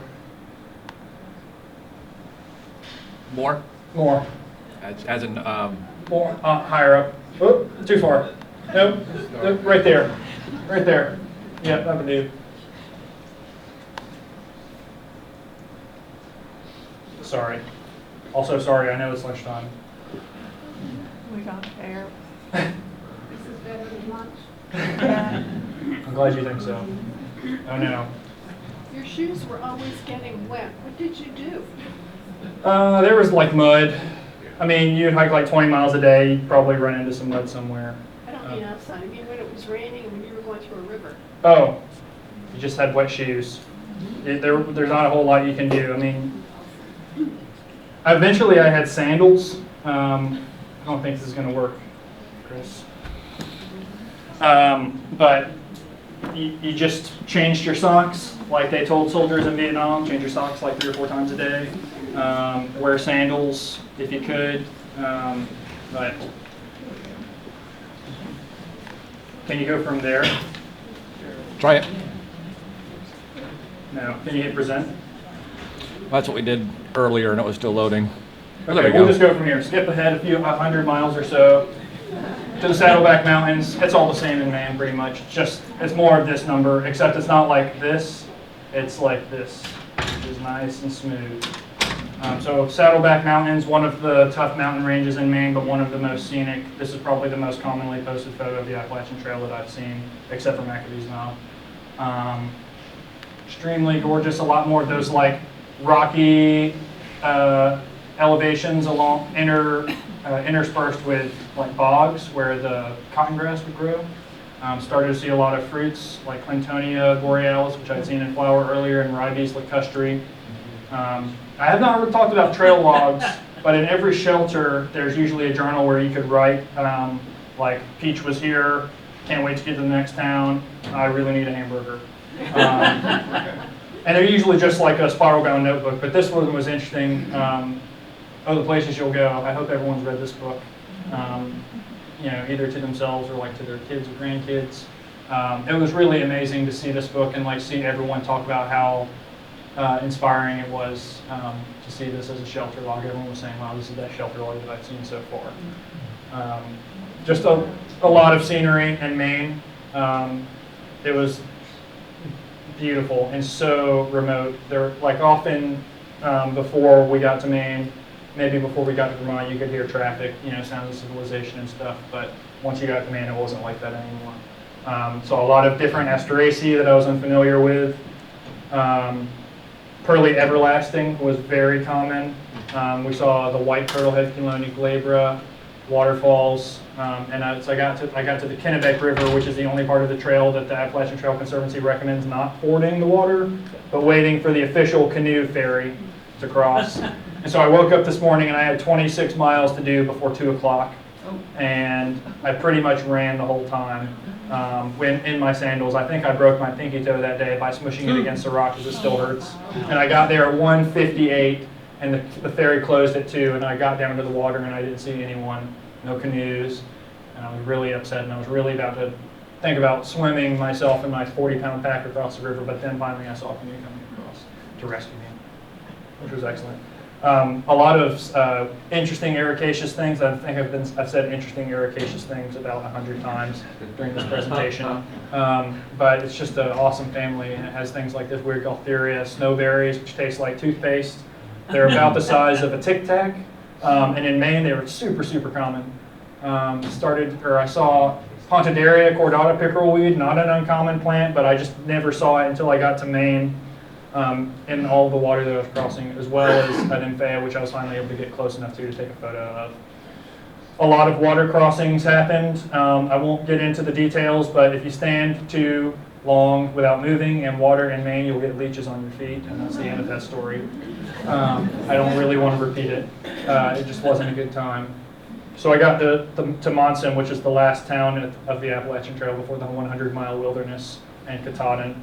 Most famous hostel on the trail, has a legendary like potato hash, eggs, pancakes, and bacon dinner. There was like 4 of these tables full of hikers. It's just a huge place because people stop in Monson before you go into the 100-mile wilderness, which is a stretch of trail where there's no towns or roads for 100 miles and no place to resupply, as the sign at the beginning of the 100-mile wilderness said. There are no places to obtain supplies or get help until 100 miles north. Do not attempt this section unless you have a minimum of 10-day supplies and are fully equipped. This is the longest wilderness section of the entire AT, and its difficulty should not be underestimated. It took about 5 days at this point because I was just ready to be done, not 10 days. But I did really see some extremely beautiful scenery, like this 50-foot tall waterfall with big thuya plicatos growing out of the rock on the other side. That was really strange. Rainbows, mountains in the distance, massive lakes. You see any development? You see no development anywhere for just hundreds of miles. You would think a lake this big would have houses all around it, but no. There were some bogs which had more pitcher plants and Drosera that we were crossing. I hiked with this guy in Georgia, Doc, a veterinarian from Oregon, and then Sparky I met in Vermont, Banker from Switzerland. They were sort of my like main companions through the wilderness. I think they were competing with each other to see who could smoke the most cigarettes in the 100-mile wilderness. But good company. And I also was hiking with a young farmer. He was like 19 years old from Kentucky. His name was Touch Up. And he had told me about this side hike in the 100-mile wilderness where you walked through 5 miles of what's known as Maine's Grand Canyon. And I was not so interested in side hikes because that meant that was more miles that you had to do that weren't carrying you to your final destination. But he convinced me to do a sunrise hike through the Gulf Haggis Wilderness, which is a nature conservancy site. And we saw really big waterfalls and gorges that you can't really get the scale of from photos. But it was just exceptionally beautiful. And you could walk down here and take photos as well. This is probably 100-foot tall right here. And there's trees like growing out of it, and then the gorge is down here, Gulf Haggis. Really, really beautiful. One of the many places I told Nana I was going to take her back to one day. Finally, we got to Mount Katahdin, or a view of Mount Katahdin anyways. We were 50 miles away at this point. This was a good day. This was a good day.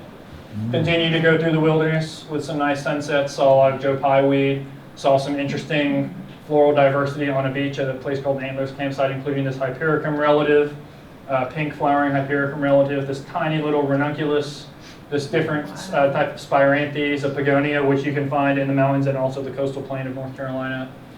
This carrot relative, Cium suave, which I just really think that rolls off the tongue nicely, Cium suave. And this interesting Asteroplamina nemuralis. Walking through the wilderness, though, because it was wild, you often felt like you're just in the middle of nowhere. And like you would get turned around and all of a sudden the trail would be like lost until you just saw the tiny little white blaze, and you just keep on walking for like hours and not see anybody, and then you'd like come upon a shelter and there'd be a party going on. It was really bizarre, but you know, always really comforting to show up to a group full of strangers that you'd never met before, because you know they were instantly your best friends. So I got to Rainbow Ledges, which was the last mountain in the 100-mile wilderness. Had a nice lunch up there with a cottontail rabbit. And I didn't eat the rabbit. We dined together.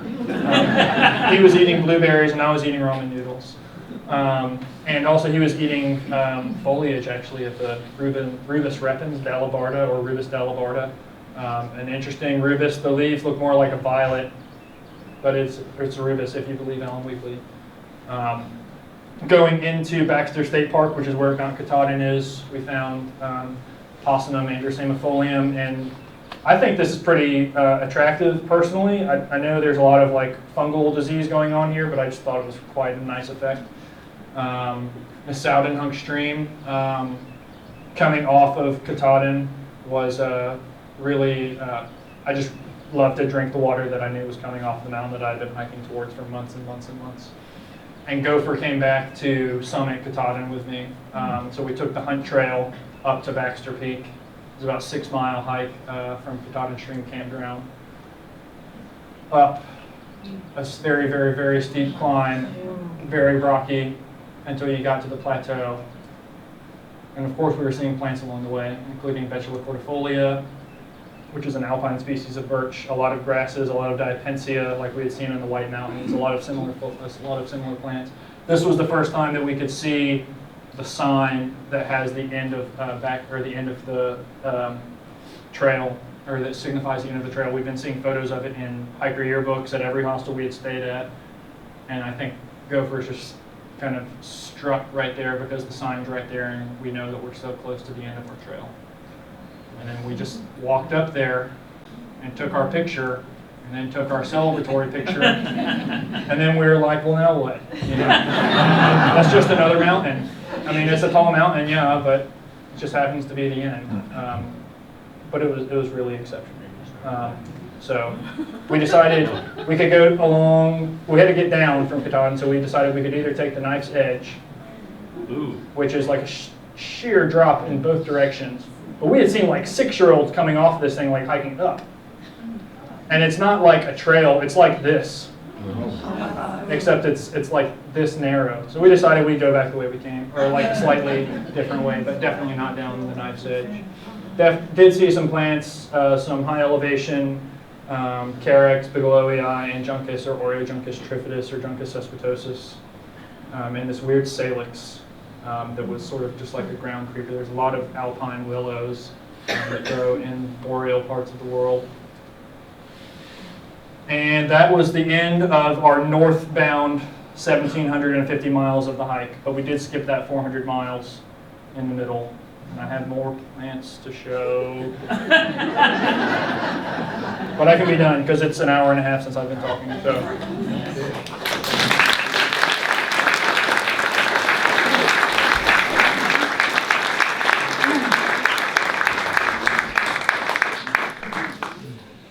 Gosh. I'm not going to stop you if you have more to share. I'm happy to keep going, but I understand. people have lives to things, do. but thank you. I'm just breathless. That was an unforgettable adventure. Yes. Thank you so much for sharing that.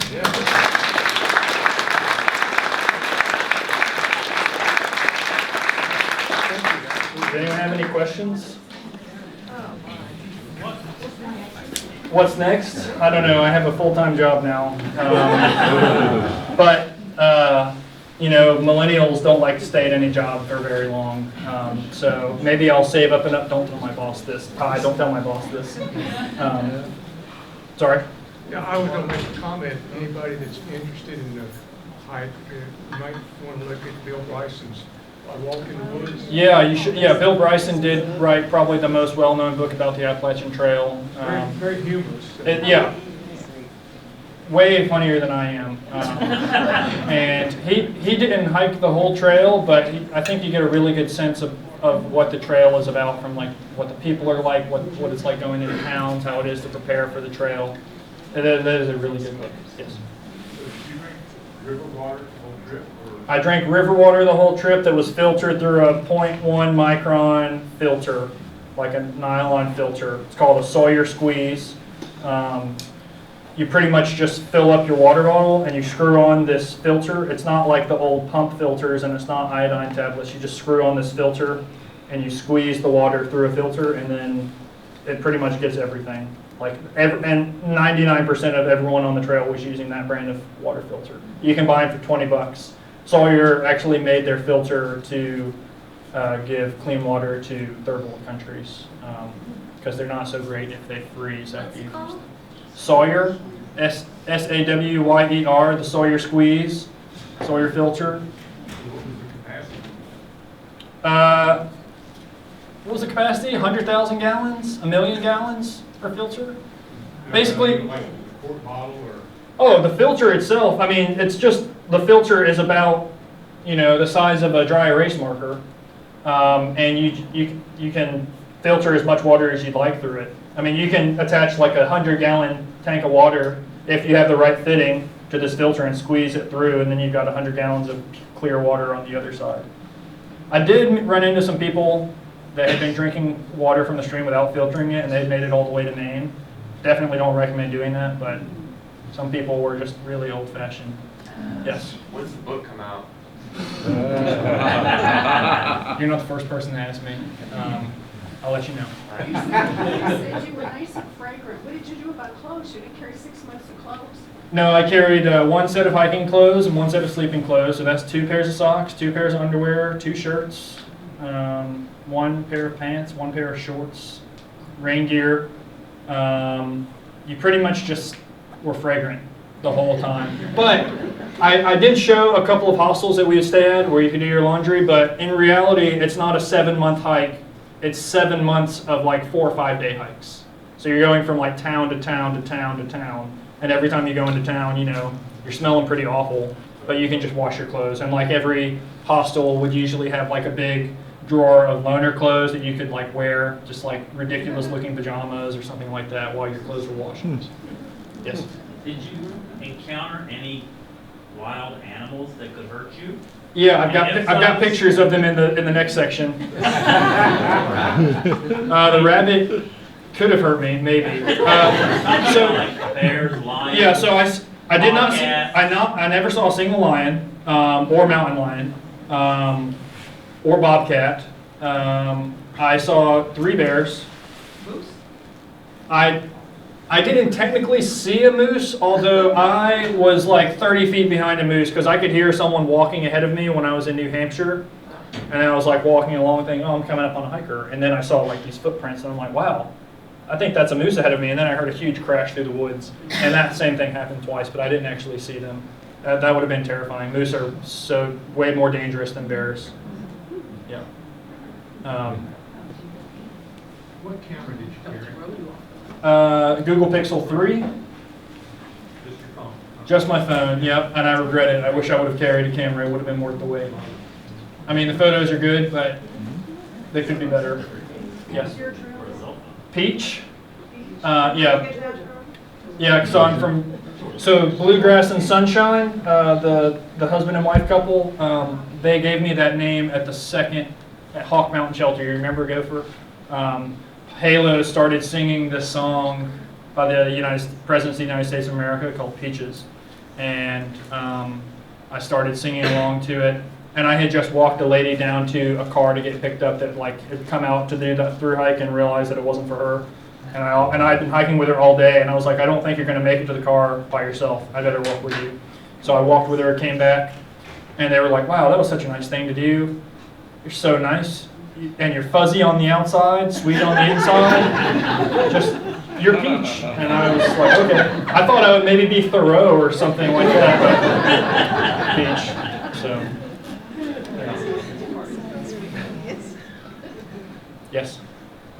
What is the maintenance on the trail? Is there any planned maintenance or? So the trail is maintained by 30 or so trail clubs, like the Georgia Mountain Club, the Western North Carolina Mountain Club.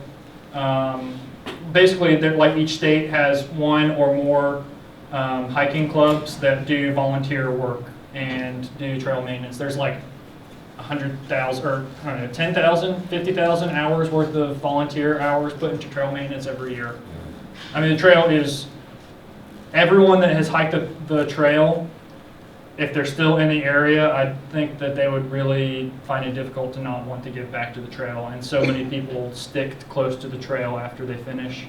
There's a lot of outdoor, I mean, the trail goes through so many outdoorsy parts of the country. There's just so many volunteers that help do the maintenance. We cross volunteer groups doing trail maintenance, I don't know, every 2 or 3 weeks, probably. Like out in the middle of the woods with hatchets and saws and mattocks, and in wilderness areas you can't use motorized equipment like chainsaws, and they were like carrying all of their stuff in. The first trail crew that we saw actually was in North Carolina, just north of Wayah.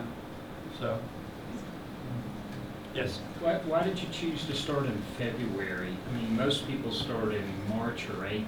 Right. So Gopher and I had this argument. Why are we starting in February? But essentially, it was that. It's because most people start in March and April, and you know, we like people, but we're also plant people. So, you know, plant people don't really like people that much.